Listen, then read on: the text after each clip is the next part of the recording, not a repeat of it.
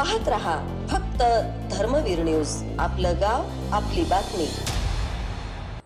ज्येष्ठ नागरिक संघाचे अत्याधुनिक विरंगुळा केंद्र बनण्याचं स्वप्न, परंतु सुभाषनगर हाऊसिंग सोसायटीकडून आडफाटा। सुभाषनगर वृत्त सविस्तर वृत्त असे की सुभाषनगर येथे तब्बल 200 ते 250 सदस्य असलेली ज्येष्ठ नागरिक संघ ही संस्था गेल्या 20 वर्षापासून कार्यरत आहे। ही संस्था गेल्या 18 वर्षापासून सुभाषनगर हाऊसिंग सोसायटीच्या एका खोलीत भाडेपट्टी करारावर आहे। या खोलीची संपूर्ण डागडुजी, देखभाल, दुरुस्ती ही सर्व काही ज्येष्ठ नागरिक स्वतः वर्गणी काढून करतात। ज्येष्ठ नागरिकांच्या अडीअडचणी, सुखदुःखाच्या गोष्टी तसेच सामाजिक उपक्रम या संपर्क कार्यालयातून राबवले जातात। याच ठिकाणी वापरात नसलेली सुभाषनगर हाऊसिंग सोसायटीची 4 गुंठे जागा असून एखाद्या वृद्धाश्रमापेक्षा एक चांगला, अत्याधुनिक, सर्व सोयींनी युक्त असा विरंगुळा केंद्र उभारण्याचे स्वप्न ज्येष्ठ नागरिकांचे आहे। तसेच शासन दरबारी मदत घेण्याचा प्रयत्नही करत आहेत। सदर जागा ही ज्येष्ठ नागरिकांना मिळावी अशी लेखी मागणी ही सोसायटीकडे केली आहे, परंतु सोसायटीचे चेअरमन व संचालक मंडळ यांच्याकडून आडफाटा देत राजकारण आडवे आणत आपणही संपर्क कार्यालयाची जागा सोडावी असा ससेमिरा सोसायटीकडून होत आहे।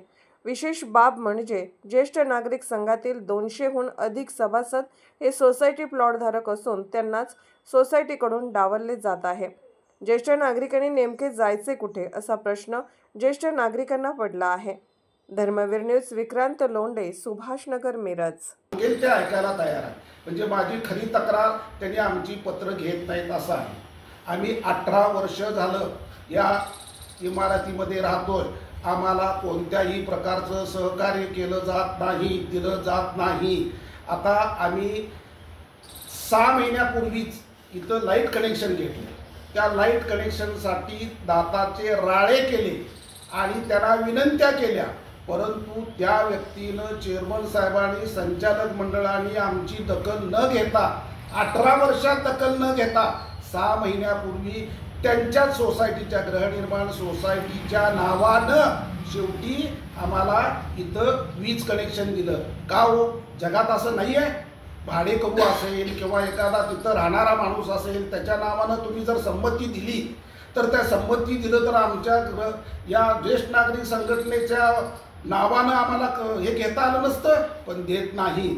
आम्ही त्यांच्याबरोबर किती भाडेपट्टा करार केलेला आहे आणि भाडेपट्टे करारमध्ये सुद्धा 500 रुपये त्यांनी भाडं लावलेलं आहे। आणि त्यात काय म्हणतात माहिती आहे, सगळ्यात महत्त्वाचं की आम्ही त्यांना अजूनपर्यंत भाडंच भरलं नाही। अहो, इथं कौलं घातली, कौलं काढली इथली जुनी, त्याच्यावर पत्रे घातले, 45,000 रुपये खर्च केले, इथं सगळी डागडुजी करून घेतली आणि इथं आम्ही 25-30 हजार रुपये खर्च केले आणि तुम्ही डिपॉझिट 10,000 अजून भरलं नाही म्हणून सांगताय। आमचंच त्यांच्याकडे येणं आहे। ही लाईट सांगताना सांगितलंय, लाईट कनेक्शन तुम्ही घ्या आणि त्याचं काय जे बिल येतंय ते लाईट कनेक्शन घेण्यासाठी आलेल्या खर्चाचं माहिती पत्र व्यवहारानं आमच्याकडे सादर करा, आम्ही तुम्हाला परत देऊ। पण आम्ही तसं पत्र लिहिलं, आम्हाला काय 10-11 हजार रुपये खर्च आलाय, तो आम्हाला परत मिळावा म्हणून, तर त्याने आम्हाला अक्षरशः त्यांनी आम्हाला तो हे जागाच खाली करायची नोटीस दिली। 2 मिनिटं महत्त्वाची मागणी, आम्ही 18 वर्ष राहतोय, वेगवेगळे उपक्रम इथं राबवतोय आणि आम्ही आरोग्य शिबिरं घेतलं, पुण्यतिथ्या साजऱ्या केल्या, जयंती साजऱ्या केल्या, शिक्षक दिन साजरा केला, विद्यार्थ्यांना पारितोषिक वितरण केलं। या सुभाषनगरमध्ये जे कोण MPSC असो, UPSC असो किंवा स्पर्धा परीक्षेमध्ये बसलेले विद्यार्थी असो, त्या सगळ्यांचा सत्कार समारंभाचा कार्यक्रम आयोजित केला आहे। एवढे उपक्रम आम्ही घेतो। आम्हाला इथं बसायला जागा, ही जी आम्ही 4 गुंठ्यामध्ये राहतोय, ही जागा आम्हाला कोणत्याही परिस्थितीत आमच्या ज्येष्ठ नागरिक संघटनेला देण्यात यावी। त्यासाठी तुम्ही जनरल सभेमध्ये ठराव करावा, जनरल सभेमध्ये ठराव मांडावा आणि तो जसं इतर ठराव मंजूर करून घेता तुमच्या हिताचे, उपयोगाचे, तसा हाही ठराव मंजूर करून घ्यावा आणि आम्हाला NOC द्यावी। म्हणजे आम्ही एका वर्षात जवळपास 10 लाख रुपयाची इथं इमारत बांधून दाखवतो। मी स्वतः त्याची ग्वाही देतो। कारण हा विरंगुळा केंद्र असणं अतिशय आवश्यक आणि गरजेचं होऊन बसलंय आणि पंचक्रोशीमध्ये असा विरंगुळा केंद्र ज्येष्ठ नागरिकांसाठी झालेलं नाही आहे। सुभाषनगरमध्ये एक आगळं वेगळं आणि छानपैकी इमारत निर्माण करून आम्ही दाखवायची आमची हिंमत आणि कुवत आहे। तशा आणि आमच्याकडं जवळपास 250 ते 350 सभासद आहेत। तुम्ही ज्येष्ठ नागरिक होणार नाही आहे का? नाक दाबताय आमचं प्रत्येक वेळा का अडचणीत आणताय आम्हाला?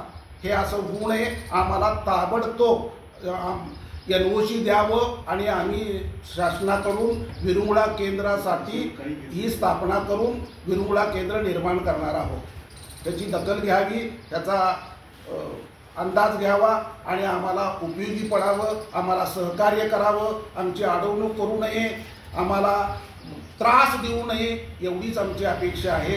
हे निवेदन आहे। शंकर महादेव बोगडे, सचिव ज्येष्ठ नागरिक संघ सुभाषनगर। आमच्या अध्यक्षांनी आता सगळं निवेदन केलेलंच आहे। त्यामध्ये मला फक्त एक निरीक्षण करायचं आहे की आम्ही 20 वर्ष इथं वास्तव्य करतोय।